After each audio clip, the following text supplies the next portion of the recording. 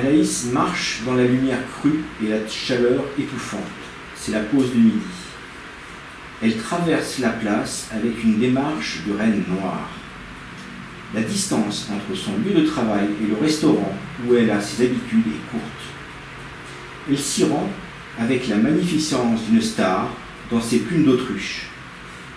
Au bout de la course, assis à une table, l'homme de sa vie l'attend sûrement. Toutes les caméras sont sur elle. On se retourne sur son passage. Elle se sent belle. Arrivée à la terrasse, elle cherche une table libre sous un arbre de préférence. Elle s'assoit. Il n'est pas là. Sûrement, il va venir. Elle s'installe, sort son paquet de cigarettes.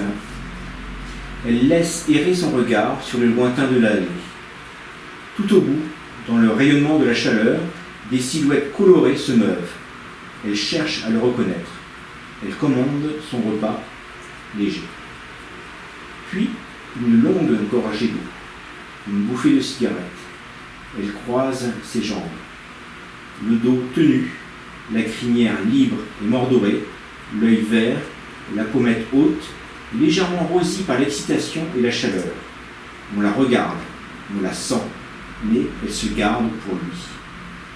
Ils se sont croisés hier, à la hauteur du restaurant. Ils se sont souris. C'est certain, il va revenir. Le charnier de la vigne arrachée.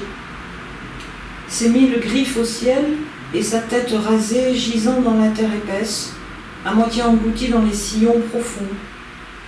Un peu plus loin, entassés, gisent les corps noueux et décharnés, obscurs vestiges des sarments souples portant leurs fruits. Mes pieds s'enfoncent dans le champ, la terre se referme sur mes chevilles. Je sens le poids de mes pas, l'effort à faire pour avancer entre les mottes et le bois déraciné. Ici et là, quelques piquets taillés pointus sont encore fichés dans le sol, décorés de vieux bouts de ficelle. Autour de ce qui fut la vigne, les pierres blanches de la garrigue venaient de gris tachées de lichen, trouées de chênes nerveux. Un olivier abandonné, très gros, balance ses rameaux emmêlés.